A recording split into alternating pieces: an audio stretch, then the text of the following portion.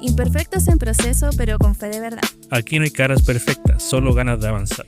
Si la fe se complica y no sabes ni qué orar, Tranqui, que hasta nosotros nos quedamos en blanco igual. bienvenidos a Fe Sin Filtro con Danilles. Donde hablaremos de Dios, aunque a veces fallemos en el test. ¡Yo no soy pariente del mono! ¡A mí me creó Dios! Bienvenidos sean chicos a esta nueva edición de Fe Sin Filtro. tu podcast favorito para que dejes de ser un hereje, O un religioso. un pecador. No. No nacieron así que así se tienen que quedar.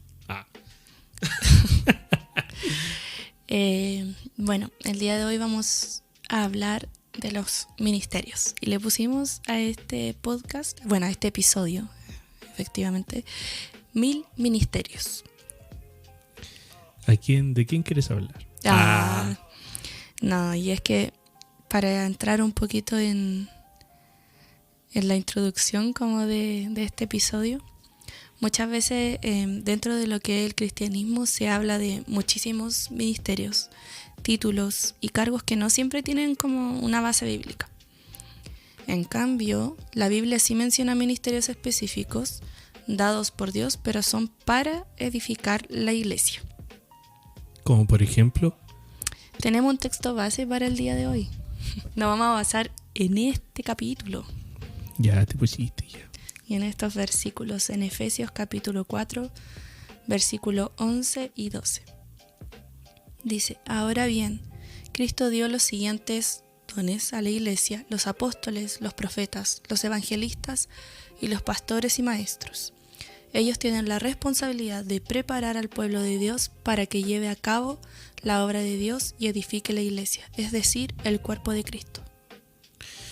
Y obviamente hoy vemos títulos por todos lados, como por ejemplo el Ministerio de la Danza, el Ministerio de las Redes, el Ministerio de esto, el Ministerio de aquello Y bla, bla, bla. y bla bla bla, como diría Drácula. Pero cuando vamos a la Biblia vemos que Dios sí estableció ministerios. Sí. ¿Y cuántos son? Son 5. Vamos a hablar profundo. Donde se manifestó la primera división. No, pero al final, claro, están estos 5 ministerios. Y no todos estos ministerios anteriormente mencionados. Porque estos ministerios tenían un propósito específico, que era edificar el cuerpo de Cristo y llevar a las personas a la madurez espiritual. El problema no es servir en distintas áreas de la iglesia. Obviamente todo lo que hacemos nosotros dentro de la congregación es servicial. Perdón, todavía estoy un poco resfriado al borde de la muerte. Yeah. Porque servir es bíblico. El problema aparece cuando se inventan cargos o posiciones sin fundamento bíblico. Y aquí obviamente igual esto de las posiciones igual tiene un poco de sentido porque es para traer un poco de orden dentro de la iglesia. Pero muchas veces se pierde ese foco cuando se le da más importancia al título que al servicio. Y ahí obviamente cambia ya la manera en que lo vemos. Claro, ahí hay como algo que como que se tergiversa, ¿no? Sí. En el que el ministerio ya no es servicio, sino que es una posición, un cargo.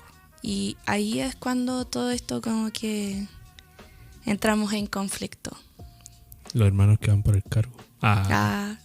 Los que buscan, ya no empecemos. Los que buscan el pastorado. La Bueno. Biblia enseña que todos podemos servir, pero no todos fueron llamados al mismo ministerio. Como siempre dicen, voy a decir algo súper antiguo. Tu yugo desigual. No, voy a decir de esto de el cuerpo se conforma de distintas partes. Y eso significa que no todos somos cabeza, no todos somos pies, no todos somos dedos. Entonces es lo mismo acá. No todos estamos llamados a evangelismo a ser evangelistas, al pastorado, maestros, etcétera. De hecho, está muy como pegado esto de, por ejemplo, una pareja nueva. No, ustedes están llamados a ser pastores. Hermano, Bueno, hasta a nosotros nos han dicho, hermano, cállate. seamos sinceros, a nosotros también nos han dicho y nosotros tenemos claro, igual con Dani más o menos, hacia dónde Dios nos ha llevado a nosotros. Y entendemos que por ahora al menos Dios no nos ha dicho absolutamente nada sobre el pastorado y en verdad no lo queremos tampoco. Pero es muy, no quiero decir como doctrinal, pero es un pensamiento que ha pasado con muchas generaciones y cosa que una persona lo hizo, que se lo dijo a alguien, como que lo escucharon lo pasan a las nuevas generaciones. Es como algo que va... Tradiciones de lo que Sí. hablábamos el anterior, pero yo creo que todos estamos llamados al servicio de alguna u otra forma, porque así es como se va conformando la iglesia. Pero no todos estamos llamados a ciertos ministerios. Entonces, por lo mismo esto es tan controversial porque sobre todo con el tema del pastorado, que es uno de los que más se tergiversa, es complicado esta situación porque como que sucede mucho, y lo hemos hablado muchas veces con Dani, de que como que la mayor aspiración dentro de las iglesias es llegar al pastorado. Y yo, bueno, un pensamiento muy personal. Dios bendiga a las personas que tienen como Sí, ese ¿qué pensamiento. pasa por sus cabezas? Ustedes entienden la responsabilidad de tener a muchas personas a su cargo. Ustedes son guías espirituales. De eso se trata de ser el pastor. Bueno, vamos a hablar de lo que son los pastores, así que ahí podemos ir profundizando también. Y obviamente ya, para que vayamos en orden, los Perdón. apóstoles eran enviados por Dios para establecer iglesias, afirmar doctrina, como decía hace un momento, que para establecer un poco de orden dentro de las congregaciones, y claramente lo más importante, que era extender el mensaje de Jesús, el evangelio, la salvación, la gracia. La palabra apóstol significa enviado y sus características son plantar iglesias, crear iglesias, formar líderes, que es algo que no siempre se ve. Es raro ver una iglesia que forme líderes. Es muy distinto a dejar a una persona encargada de un grupo a decir como, ¿sabes qué? Tú vas a ser líder, pero vamos a estar nosotros detrás para ir orientándote cómo se hace esto y esto y esto. Y no en todos lados se ve. Obviamente se debe cuidar la doctrina de cada institución y base a la palabra, obviamente, y tienen una visión espiritual amplia. Perdón, estoy mal con el resfriado. Yo creo que algo importante de los apóstoles, yo te voy a hacer una pregunta bien bíblica. Ahí vemos si le respondemos o no. ¿Los apóstoles siguen existiendo hasta el día de hoy? ¿Quieres que la responda? No, ¿Por qué? para mí no. ¿Por qué? No. Yendo a lo más teórico, para mí ser un apóstol llegó hasta Pablo, que obviamente él después dice, yo me considero pero para mí es como los apóstoles tenían esta característica de haber estado con Jesús, de ser testigo de su resurrección, de recibir esta autoridad especial que recibió cada uno. Y obviamente llevar esta autoridad para poder fundar las iglesias. Entonces para mí ya lo demás como que ahora ya no corre. no, para mí. Ya si ustedes herejes piensan lo contrario. Es que de hecho la palabra apóstol, lo dijiste, palabra apóstol significa enviado. Yo también estoy de acuerdo contigo en todo caso. Yo creo que los apóstoles en este tiempo ya que no corren. No corren. No corren, no existen. Porque ellos estaban enviados a plantar iglesias, todas las características que nombraste, y actualmente eso no, simplemente no. Bueno, vamos a seguir después de mi pregunta capciosa. Y los apóstoles bíblicos no eran celebridades espirituales, sino que su llamado era a servir, sufrir y expandir el reino. Y con esto nos podemos incluso basar en 1 Corintios capítulo 4, versículo 9, donde dice: a veces pienso que a nosotros, los apóstoles, Dios nos puso en exhibición como prisioneros de guerra al final del desfile del vencedor, condenados a muerte. Nos hemos convertido en un espectáculo para el mundo entero, tanto para la gente como para los ángeles. Como que da a entender esto de que ellos, claro, servían, pero sufrían al momento del expandir el evangelio, no era cualquier cosa. Y por ir en contra del imperio y cosas así, y mostrar cosas que estaban mal dentro de la ciudad, lo que pasaba dentro de las iglesias. Complicado. Es complicado. ¿Seguro que ustedes son apóstoles? Pasamos al segundo punto, que es profetas. Uy. Aquí sí que nos vamos a agarrar de las mechas. Puede ser. Perdón. Ya, Cachupún. El profeta transmite el mensaje de Dios, obviamente, para exhortar y edificar y llamar al arrepentimiento. Arrepiéntete. En 1 Corintios, capítulo 14, versículo 3, NBI obviamente, dice: en cambio, el que profetiza habla a los demás para edificarlos, animarlos y consolarlos. Yo aquí tengo un problema. Y creo que se ha malinterpretado el tema de las profecías. Y es algo que lo que a mí me ha chocado desde que tengo noción. Desde que el Señor rasgó el velo. Prosigue. Pero es ¿por qué las profecías siempre tienen que ver con el futuro? ¿Será una mala enseñanza?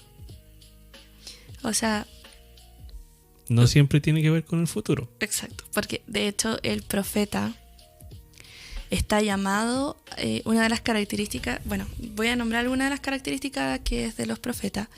Una es sensibilidad espiritual, porque es necesario estar esta como conexión con Dios. Segundo, el llamado a confrontar el pecado.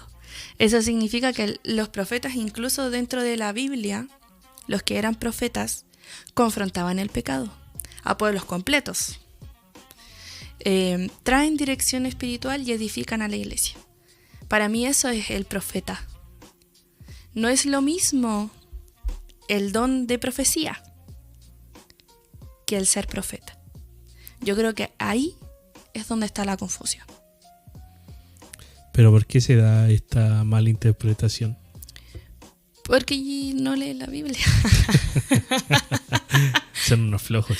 No, porque hablando súper en serio, yo creo que es porque no se lee la Biblia. Entonces, claro, como que uno entiende que por profeta, como que une la palabra con la profecía, y como que unen la palabra y es como, es lo mismo, pero efectivamente no es lo mismo. El profeta confronta el pecado para poder edificar la iglesia y trae la dirección a la iglesia. El don de la profecía es un tema aparte. ¿Y la profecía está vigente hoy? Sigamos. Cobarde, responde. El verdadero profeta no busca fama, sino obediencia a Dios. Como decía igual esto de los profetas que salen en la Biblia. Ellos obedecían a Dios y lo que Dios les pedía a ellos, así como: ve y habla a este pueblo y dile que tal cosa están haciendo mal, y confróntalos en mi nombre. Entonces estos profetas iban y confrontaban al pueblo, confrontaban a la persona que era necesario. Y creo que hasta el día de hoy esto sí sigue existiendo, el profeta. Porque creo que cuando hay esta sensibilidad espiritual de parte de persona X y Dios te envía como a confrontar, Si tenéis la sensibilidad espiritual alta, una conexión. Y aquí pasamos a los evangelistas. No al grupo, obviamente pasamos al grupo en sí, los evangelistas. Es una talla muy vieja, Sí, no van a claramente. cachar. Y aquí la función del evangelista tiene una carga especial por el predicar el evangelio y alcanzar a aquellas personas que no han oído el mensaje. Y antes de grabar esto, yo tenía una duda. ¿Que el evangelista será lo mismo que el misionero? Yo ya me respondí esa pregunta, porque ya lo averigüé. Me Pero estáis preguntando. Te estoy preguntando. Oh, y por puro que yo te pregunté hace un rato, Sí, y un de puro picado. Ya. Para mí, bueno, como la definición de evangelista ya la diste, voy a dar el versículo base de este y es 2 de Timoteo capítulo 4 versículo 5. Dice: haz obra de evangelista, cumple tu ministerio. Las características del evangelista es pasión por las almas, facilidad para compartir el evangelio, llamado a salir y predicar y motivar a otros a evangelizar. Ahora, con respecto a tu pregunta, yo creo que el ser misionero es de la rama del evangelista. Pero no son iguales. Pero no son iguales. Porque el misionero cumple funciones distintas. Sí, estamos de acuerdo. Y por eso te estoy respondiendo tu pregunta. Ñe. Para mí no son lo mismo, pero sí creo que es una rama del evangelista. O sea, de este ministerio en el que claramente el evangelista, las características ya las dimos, pero el misionero también debe tener una pasión por las almas. Tiene que aprender a compartir el evangelio. Tiene el llamado a salir y predicar, pero hacia afuera. El misionero ya... todos tenemos el llamado, la misión de dar las buenas nuevas. Pero hay los misioneros tienen el llamado a dar estas buenas nuevas, pero mucho más afuera de tu zona de confort. Bajo mi punto de vista. No estoy de acuerdo, pero está bien. Insisto, todos tenemos la misión de predicar. Uh-huh. Eso está. Dice, ir por todo el mundo y predicar el evangelio a toda criatura. Está. Eso es para todos. No hace una excepción. Sí. Pero no estoy de acuerdo con lo último. Que el misionero va más lejos. No estoy hablando solamente de geografía. No estoy hablando de geografía. Porque el misionero va mucho más allá de lo que es irse de su país. El misionero al final, su forma de predicar, su forma de evangelizar es mucho más amplia en el sentido de servir a las nuevas generaciones.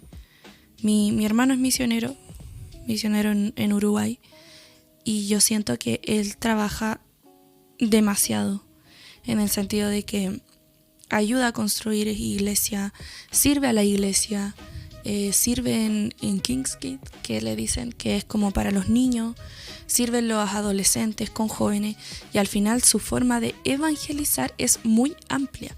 Entonces, claro. A eso me refería, que no eran iguales. Uh-huh. Pero sí, sale de... Y el evangelio obviamente no es para expertos, todos debemos predicar, como decías. Uh-huh. Aunque algunos tienen un llamado específico como este evangelista. Complicado igual. Sí. Ir a predicar a otros lados. Es que yo siento que igual entra una línea delgada con el tema del evangelista, en el que a veces tienes lugares donde efectivamente escuchan el mensaje que tú estás entregando como evangelista, y otros lugares donde te van a ver al evangelista, no a escuchar el mensaje. Yo recuerdo una vez que invitaron a una persona que era evangelista a predicar, y la primera predicación estaba a otro nivel. Obviamente yo estaba pequeño y para mí era algo como muy, muy cool ver a una persona en eso, como en esa rama de ser un evangelista, porque hasta este tiempo no se habla mucho de los evangelistas o misioneros, Pero después la gente, al ver como la super predicación, según yo en mi mente de niño, la gente después fue a verlo a él. Ujú. Y el pastor de la iglesia se dio cuenta que la gente iba a ver como si fuera un artista. Y él nunca se dio esa atribución como de mírenme, yo soy el evangelista. Por eso te digo que hay una línea muy delgada y complicada, encuentro yo, en el que, al evangelista no se le suba el ego. Complicado. Y lo otro es que las personas no idolatren, porque al final eso es idolatría. Estás esperando que tal persona venga porque sabes que viene, y asistes a la iglesia porque sabes que él viene y que él, según tú, va a hablar como de la palabra de Dios como corresponde, pero al final tu mirada está puesta en la persona y no en lo que va a decir. Pero esa parte ya es problema de cada persona, no es problema en sí del evangelista. No. Ahora vamos a pasar al cuarto ministerio, que son... Los pastores. Exacto. El pastor cuida, guía y alimenta espiritualmente a la iglesia. Dice, Esa es su función. dice. Ya. En Primera de Pedro, capítulo 5, versículo 2 al 3, en la versión traducción lenguaje actual. Ya, TLA. la TLA, chiquillo. Cuiden ustedes de las personas que Dios dejó a su cargo, pues ellas pertenecen a Dios. Cuídenlas, como cuida el pastor a sus ovejas. Hágalo por el gusto de servir, que es lo que a Dios le agrada, y no por obligación ni para ganar dinero. Ojo aquí. No traten a los que Dios les encargó como si ustedes fueran sus amos. Más bien, procuren ser un ejemplo para ellos. Complicado. Yo no ¿Qué tal? podría ser ejemplo de mi pastor. ¿Qué? El trabalenguas. Bueno, con respecto a estos versículos, yo lo encontré muy potente, sobre todo porque normalmente siempre se habla de Primera de Pedro 5, versículo 2, pero el versículo 3 igual está potente. Sobre todo porque, bueno, habla del dinero, algo que es que es conflictivo en el día de hoy por muchas razones que ya sabemos. Lo segundo es que habla de que si Dios te dejó a cargo de ciertas personas, tú eres su guía, tú eres su ejemplo, no eres su amo, no eres su jefe, ¿cachai? Y eso es algo que también sucede normalmente dentro de los pastores, como esto de creerse más que el resto y creer que los demás somos sirvientes, cuando más bien ellos están llamados a servir. De hecho, si te das cuenta, en la gente nunca va a haber como un equilibrio en los pensamientos, porque se critica a aquellos pastores que no tienen un trabajo, un sueldo remunerado.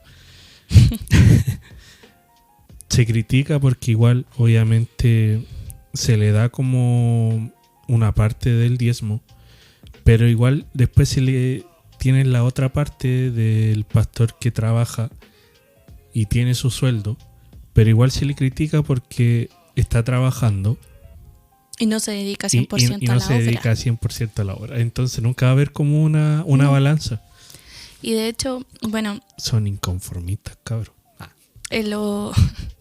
Los pastores, las características de ellos es que cuidan la vida espiritual de las personas, enseñan, aconsejan y protegen de quienes están a cargo. Yo creo que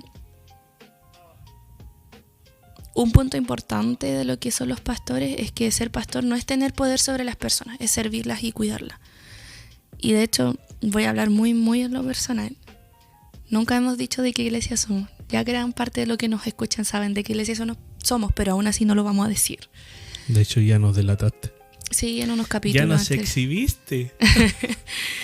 En unos capítulos anteriores sin querer, pero aún así no saben. El punto es que a mí me sorprende mucho este tema de los pastores. Para mí es un punto muy conflictivo. La mafia. sino porque como esto del servicio, ¿no? Que ellos muchos esperan que se les sirva cuando ellos están llamados a servir.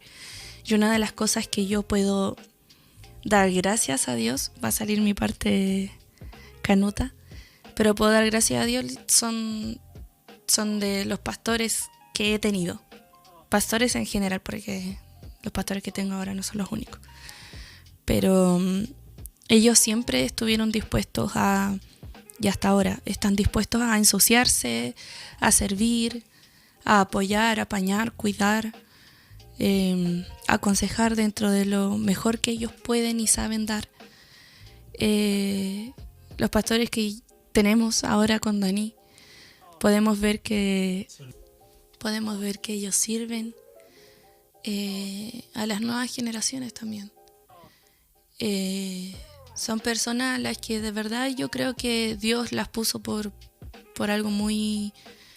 Dios las puso, esa es la verdad. Ellos no lo buscaron, efectivamente no lo buscaron. Y su forma de ser, a pesar de que han pasado unos años, ellos siguen manteniéndose intactos y creo que es algo que pocas veces se ve. Más allá de hablar de ellos como pastores, es pocas veces que se ve que es como de un no, siéntate, yo te sirvo, o un no, tranquila, yo traigo esto, no, tranquila, si yo puedo hacer esto. Porque la mayoría de los pastores, como llego, que me sirvan, me siento donde sea y donde yo quiero que me vean. Y todas esas cosas como que... y hablo más de los pastores en este sentido porque se da más en ellos, porque son más visibles dentro de lo que es las iglesias chilenas. Y es complejo porque al final, si realmente nos guiamos por la palabra, dice específicamente lo que hacen los pastores. Creo que una de las que más se define dentro de la Biblia es la función de los pastores. De hecho, a nivel chileno, por decirlo así, que no. Me recuerdo una vez que vino un pastor misionero con su grupo y había obviamente hermanos de la congregación y quedaron como muy sorprendidos porque el pastor de los misioneros se paró a lavar la loza y fue como, ¡ay, mírenlo, el pastor está lavando la loza! Y es como, en mí estaba como, es una persona más, es como, ¿qué está pasando por sus cabezas? Pero claro, dentro de las congregaciones no está como visto esto como el pastor igual puede servir, como... Que sea, el pastor está llamado a servir. Pero me refiero como a servir, no sé, un plato de comida. Es como, él no está para esto. Y es como, no. Es complejo esta situación, creo que se da mucho. Pero yo creo que es más por culpa de la gente. La gente no es como idolatrarlos, pero es como que los hace intocables. Como que no se pueden gastar. Es como que ellos no están para esto. Pero efectivamente dentro de la Biblia te dice que ellos están... dice que ellos deben cuidar de quienes están a cargo. Y cuidar es algo completo, o sea, no es solamente cuidar que no se vayan de la iglesia, sino... 24/7. 24/7. Mi tata, bueno, yo siempre hablo de mi tatita, con mi mami Fresia, ellos fueron pastores durante muchos años y habían hermanos que llegaban a las 3, 4 de la mañana a su casa porque, no sé, crisis existencial, qué sé yo. Y mis tatas estaban ahí 24/7, por eso les decimos, chiquillos, tan seguros que quieren ser pastores. Efectivamente aspiran a esto. Nuestro pastor a veces molesta a alguno de los hermanos, obviamente dentro de la confianza que hay, y les dice así como, no, está ansiosa y me habla a las 3 o 4 de la mañana. Y yo digo, ya, pero hablemoslo mañana. Pégate el show ya, pues deja de dormir, hay que trabajar mañana. Pero el punto es que el ser pastor se trata de esto, de cuidar 24/7, de enseñar, de aconsejar a través de la luz de la palabra y proteger a al rebaño, proteger de quienes tú estás a cargo, que es parte de lo que es el liderazgo. Y aquí, después de todo, pasamos a la parte que más me importa, que serían los maestros. Y la función del maestro es enseñar la palabra con claridad y profundidad para afirmar a la iglesia en sana doctrina. ¿Podríamos hablar de la sana doctrina? Podría ser. Podría ser. Espérenlo. Algún día. Ya. En Santiago 3, versículo 1 dice: hermanos en Cristo, no debemos tratar de ser todos maestros, pues bien sabemos que Dios juzgará a los maestros más estrictamente que a los demás. Y las características de los maestros explican la Biblia correctamente, corrigen errores doctrinales, y aquí es muy brígido, porque igual es complicado corregir una iglesia que lleva años de la misma manera. Es cambiarle tu pensamiento, cambiar tradiciones. Otra característica sería ayudan al crecimiento espiritual, que aquí ya todos estamos de acuerdo, y aman estudiar la palabra. Qué delicia. Tu palabra es dulce como la miel. Yeah. La enseñanza bíblica debe transformar vidas y no solo llenar información. Yo creo que este también es un punto bastante importante dentro de lo que son los maestros. Como que a través del mensaje, a través de la enseñanza, haya un propósito detrás de esa enseñanza. No solo llenarte de conocimiento, de información, sino de hacer algo en tu vida. Y eso significa hacer cambios, cambiar estructuras, restaurar, etc. Y enseñar a los demás claramente. Enseñarles bien. Una vez vi un post que hablaba sobre las predicaciones, que decía como: si tu predicación dura de 5 a 10 minutos, es porque tú no manejas muy bien la información de la Biblia, o no sabes muy bien de la Biblia. Estamos hablando humanamente. Si tu predicación dura de 20 a 40 minutos, es porque manejas bien la Biblia. Y si tu predicación dura de 40 a 1 hora y media, es porque estás entregando más,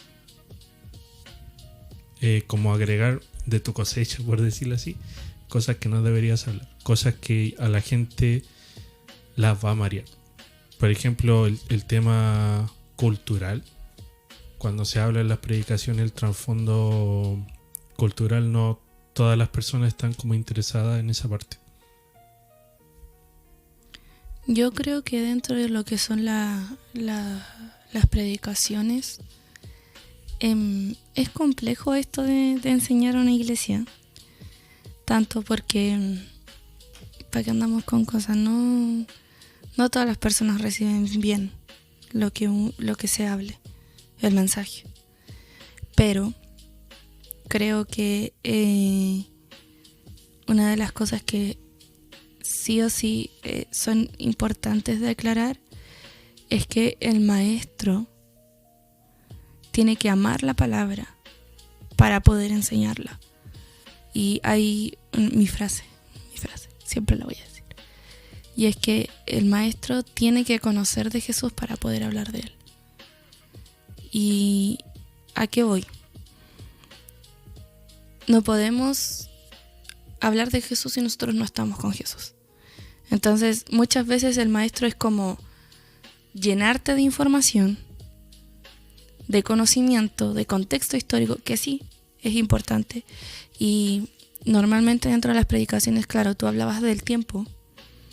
Y claro, en 40 minutos ya es suficiente información, tanto de contexto histórico como de lo que Dios también quiere hablar. Ya cuando se toma más, sí, para mí también es algo más de la cosecha. porque Dios también es consciente de que el ser humano, su concentración tampoco dura mucho, sobre todo para los que tenemos TDAH. Entonces, Para los TEA. por ejemplo, en mi caso, mi carrera implica que yo a veces esté 40 minutos escuchando a una persona. No soy psicóloga, soy trabajadora social, pero también escucho a las personas y el otro día hablamos con una compañera y decíamos como, oye, pero a ti te pasa que te disocias cuando estás escuchando a alguien. Y decimos, uy, sí, ¿y qué así? Porque qué complejo. Y te imaginas también cuando te están entregando el mensaje y tienes a alguien adelante hablando más de una hora, llenándote de conocimiento, de información, vomitando información. Al final de todo lo que habló en 1 hora y media, te quedaste con la primera media hora. Entonces, igual esta autorregulación al momento de enseñar la sana doctrina o de enseñar al final el mensaje que Dios te dio a ti como maestro para entregar, hay que saber hacerlo, hay que dejarse guiar por el Espíritu Santo, tener una pauta.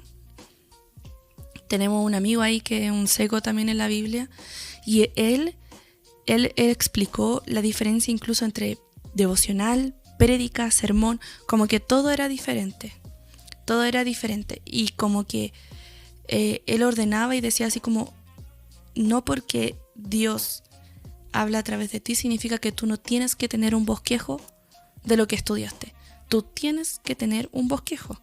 Tienes que tener una pauta de los puntos que vas a ir hablando para no desviarte de lo que Dios efectivamente te está llevando a hablar. Te pierdes tú prácticamente y pierdes a la persona. Sí. Yo le comentaba a Yesenia el domingo pasado